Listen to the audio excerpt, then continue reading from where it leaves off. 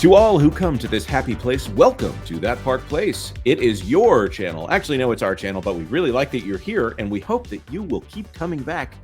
With me today is my co-host, Vash Sky. Vash, are you doing all right?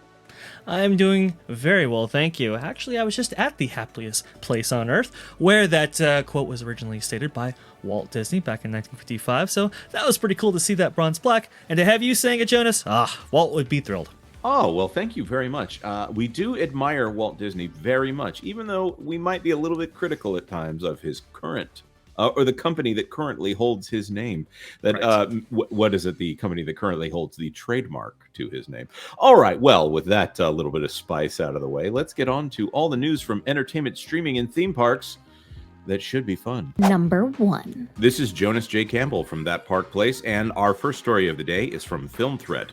This one titled The D-Files Part 1, Disney and the Downfall of John Lasseter by Alan Ng. This came out on Wednesday, and we're going to be talking about it on That Park Place Live.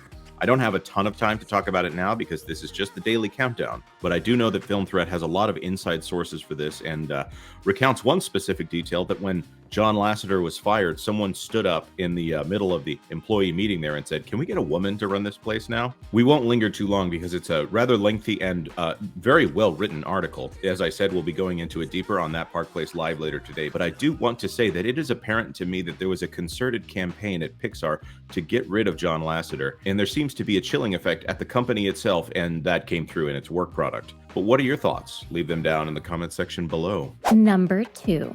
My name is John Trent. I am the host of the Trent Report and the editor-in-chief at thatparkplace.com. We are over at thatparkplace.com. Headline reads, Box Office Analyst claims the Walt Disney Company has lost over $1 billion in just 2023. In a recent video upload discussing kind of the most recent box office grosses, OMB Review said this: right now, I'm saying Disney has lost over $1 billion this year in just their theatrical releases. He went on to assert that Disney losses are probably closer to $1.5 billion just in the last year, 2023, and just based off of the theatrical with the numbers we currently have available. Later in the video, he explained, I took the bare minimum for budgets as far as what has actually been reported. For instance, I know that Indiana Jones probably costs closer to $400 million. I already know that that is likely going to be the case. I know that the Marvels probably have also cost closer to $300 million. So this is just going based off the reported budget. So he's already telling us that his estimates here are extremely conservative. So it's likely that those costs are a lot higher than just this $1 billion to $1.5 billion that he is asserting. He goes on to say, even if you were able to take that and you were to take my much more conservative studios, get 60% of the entire box office, that means you're still looking at overall $828 million in financial losses for Disney this year, with only one movie for them having made conceivably any profit, that being Guardians of the Galaxy Volume 3. He then reiterated the metrics he used, saying this is using those reported budgets. This is also using a 60% cut for the actual studio and a typical marketing cost of 1.5 times the budget. Even later in the video, he projects that the costs for the Walt Disney Company, or the losses for the Walt Disney Company, could be anywhere between $1.2 and $1.8 billion in financial losses, especially as we get closer to what the actual budgets for these movies were, and actually even update these further to have any reported marketing budgets on top of that. The only profitable movie they actually have is still Guardians of the Galaxy, and it's barely profitable, he says. He even claims that that film only brought in around $4 million in profits. So it's not looking good for the Walt Disney Company, racking up billions potentially in losses just in 2023 alone from just their theatrical releases. That doesn't even include all of the other things that they're just burning money on, such as Disney Plus. Number 3. Inspired by a New York Times article, I found myself reflecting on Disney's past through Eisenhower's praise for Walter Elias Disney. We all certainly recognize his extensive legacy, truly, and Disney wasn't just a storyteller. He was a modern mythmaker like Tolkien and Asimov, creating tales that transcended time, borders, and even language. His narratives instilled optimism and American ideals in multiple generations. However, recent years show a drastic departure from Walt's vision. Disney's storytelling took a radical turn after 2014, abandoning quality for activism, causing fractures within the company and stirring ideological battles. Hi folks, it's CC here for That Park Place with a story from my very own channel about Disney's future and current struggle to recapture its greatness. For the full video, you can check it out over on my channel. As you all well know, Disney's history unfolded through different eras, including Walt's era through his, well, time of passing in 1966. In the 80s and 90s, an era that I lived through, and then you had Eisner leading the golden age of animation, he brought the company back from near bankruptcy. And then Iger's leadership at the dawn of the 21st century came with acquisitions like Pixar and Marvel and Lucasfilm. And we entered the digital era.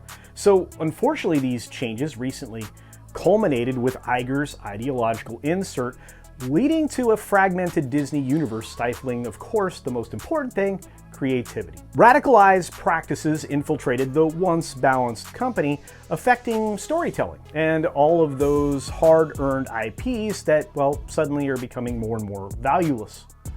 Under Bob Iger's leadership, Disney's recent offerings felt like echoes of a past glory, or many past glories, lacking any kind of moral depth. Iger's adoption of divisive doctrine, meritless promotion, and radicalized politics fueled Disney's challenges, drowning out, or literally drowning, its creative potential.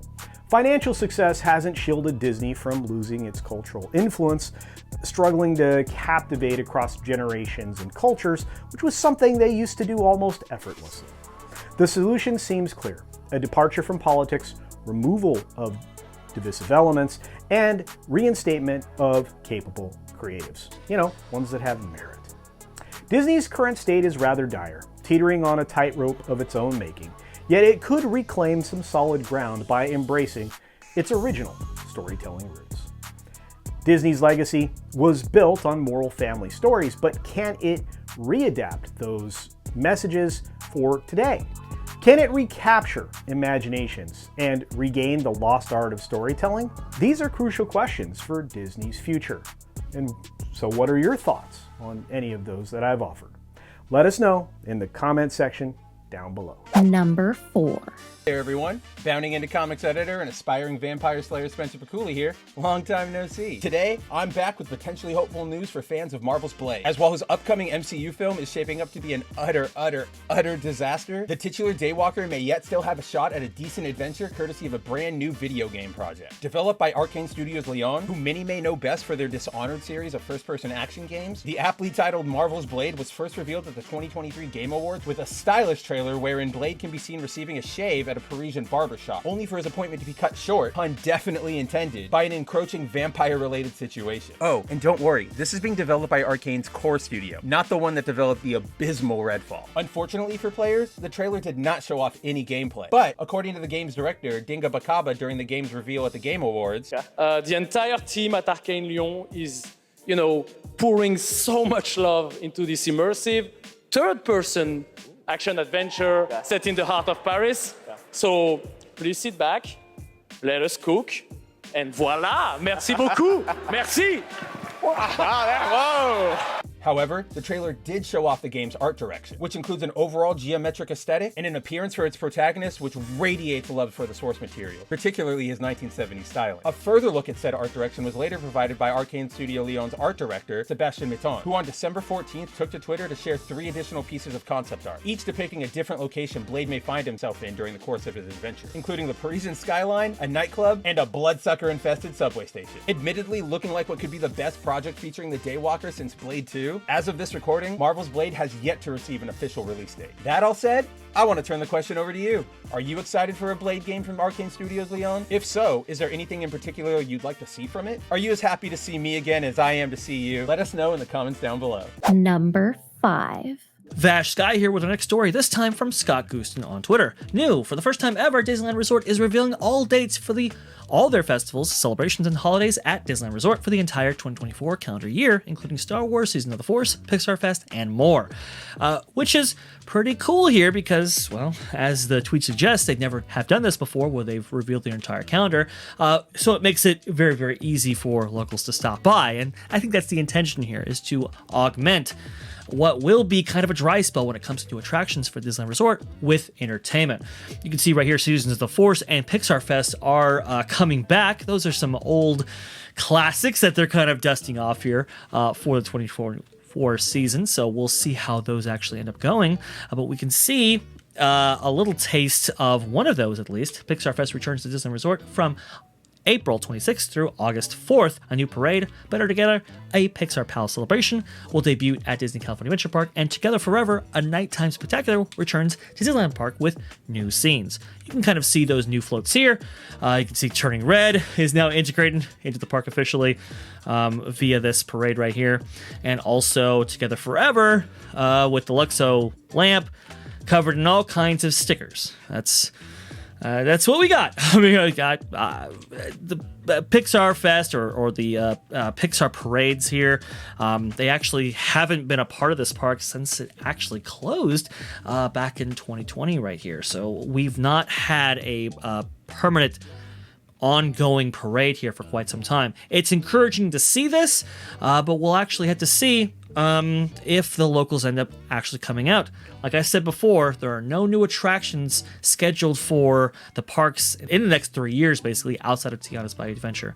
So we'll definitely have to keep an eye on this story and see if the parks remain popular in this dry spell. Well, folks, we've reached that time of the show where we have to say goodbye. Thank you so much for tuning in to the That Park Place Daily Countdown or Roundup. Who knows which one it's going to actually be. But please, if you like this video enough, please go ahead and hit that little like button down there. It really does help us out. And if you really like this video, hey, maybe consider subscribing with those notification bells turned on so you can go ahead and be notified whenever we, upload a new video or when we go live, which we do every single Thursday at noon. So please go ahead and, maybe consider that one there. You can cut that out. Never. People love it when we go off script at the end, Vash. Do you really? It's like people come alive and they put comments in the chat saying, man, look at that. Vash is a boomer. They called you a boomer the last time that you hit the mic. yeah, man. I hit the mic. All right. Oh, man, this is fantastic. Hey, if you got a laugh out of this guy, go ahead and share it out. And, go ahead and let other people evangelize in this humor. Right oh, yes. And consider subscribing to That Park Place for all the news that should be fun.